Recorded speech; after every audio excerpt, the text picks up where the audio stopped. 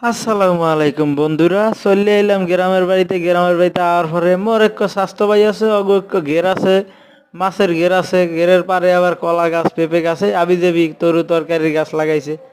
তাই ও আইয়ে কইতে আছে যে লন স্বাস্থ্য ভাই মগো ঘেরটা একটু ইচ্ছা মাছ কয়টা ধরা লাগবে।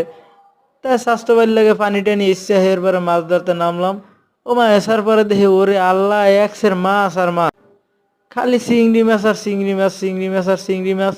এই জিগাইলাম, আরে তুই এত চিংড়ি মাছ তোকে ঘেরে কমিয়ে দাইলে? তাই ও কইতে আছে যে ভাই একটা পাইপ লাগাই দিছি, এই যে নদীর পানি জোয়ারে বললে সেই পানির লগেই মাছ আয়, মগো মাছ টাছ ছাড়া লাগে না।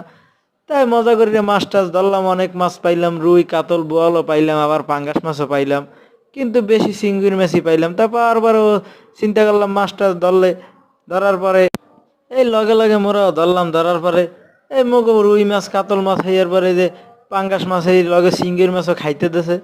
তাই ঘেরের মাছ চিন্তা করলাম নদীর মাছ পড়ছে, খাইতে অনেক সুস্বাদু লাগে। বন্ধুরা, ভিডিওটা ভালো লাগলে মগ লাইক কমেন্ট শেয়ার করে দিয়েন, এরকম ভিডিও পাইতে হইলে। আসসালাম।